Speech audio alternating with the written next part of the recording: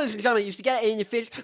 Gen Z right dress. World famous Gen Z rock star Connor Farrell here. I'm telling you why Arctic Monkeys should have played the Super Bowl instead of Kendrick Lamar.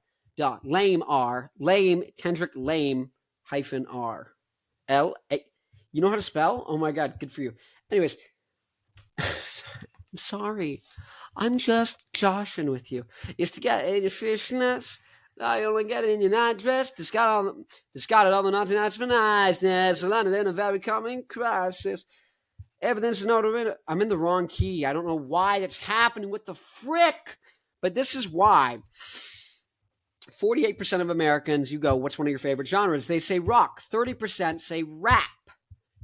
That's less. For reference, it's basically half, and then less than a third. Half, less than a third. Half, less than a third.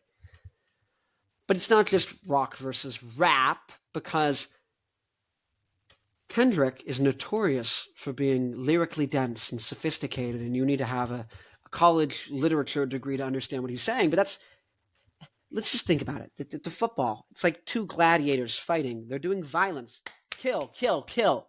Head injury, permanent brain damage. You're interrupting that, and animal, roar. Interrupting the gladiator match to put Shakespeare. Gladiator.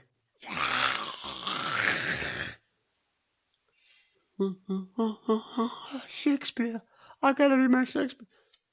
Wrong. You want high energy. You want songs that people have heard a million times. You want them to be big songs. You want them to be songs that are going to get people hyped up, that are fast, high energy, that kind of thing. That's what you want at the halftime show. You do not want sophisticated, though Arctic Monkeys, I mean, all their latest records are slow and sophisticated and acquired taste type of BS. And I like those records. Not the latest one. Licorice, bad record. Tranquility Base Hotel and Casino is a phenomenal record, but it's not a rock record. It's like a chill, experimental jazz record. It's fun, but it's But I'm saying early Arctic Monkeys. If I have my taste, I'm going to tell you what songs, what bands should play. By the way, Eminem, Dr. Dre, 50 Cent, all high energy, catchy rap artists. They could do this as well, right? Animals as leaders, yes. Frank Zappa, these rock artists that are King Crimson, they should not play the Super Bowl, right? But Arctic Monkeys, I'm going to give you the three songs that I think three songs that I think they should play at the Super Bowl, and you tell me in the comments what songs you think, guys. I think I bet you look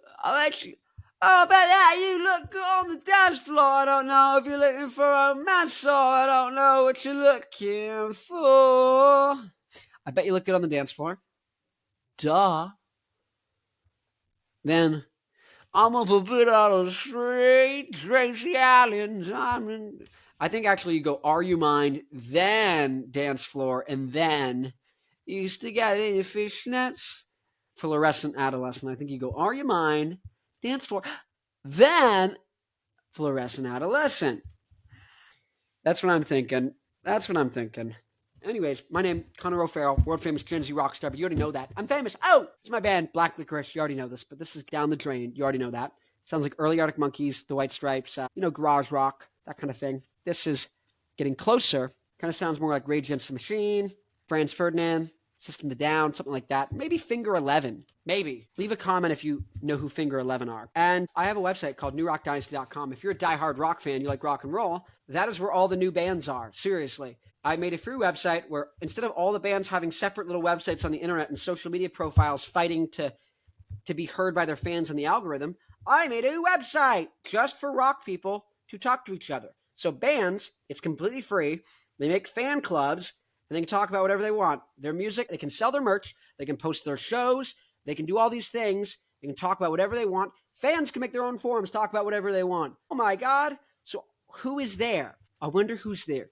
It's the people who watched my videos and like rock so much and are so diehard to find new rock that they went on there to check out all the bands and then made an account and stayed. That's the people who are on there. So if you make an account on there and you find bands you like and that are similar to you and you say, hey, you should check out my music. You go and talk, say a couple things first and have a conversation with some people. Then you can be like, hey, see if you guys like my music. You can be like, we're influenced by this. Boom. Hey, I just did a mix of this song. What do you think?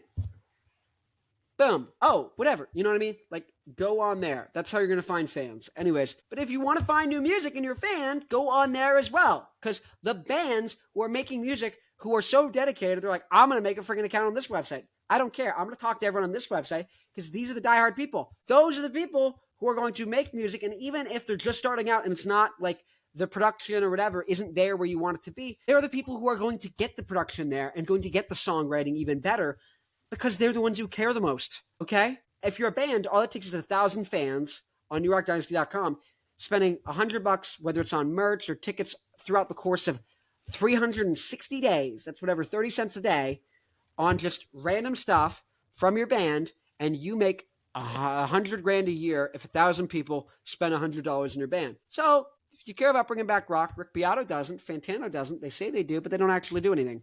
This is a solution. I'm 22.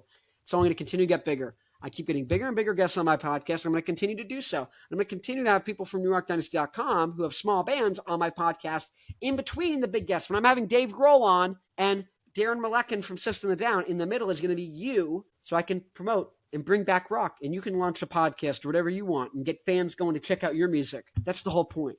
We need to have a rock ecosystem outside of the industry. Anyways, if you care about rock, you care about bringing things back, join now, because I am inevitable. We are inevitable. This whole group of people, the whole thing we're doing, you might not like me. You don't have to. It's strictly the right thing to do, and it will be done. I am doing it, and I will continue to do it. I'm losing money. I have no money. I spend $2,000 a year on this website minimum. I make no money. I make 2% off the merch. So if you sell a commemorative t-shirt for $40 of your band, I make 80 cents, and you make $39.20. I make no money. Until, what is that? Like hundreds of thousands of dollars worth of purchases need to be going through on the website for me to break even. At least thousands, but hundreds to thousands. I'm not doing the math on this now.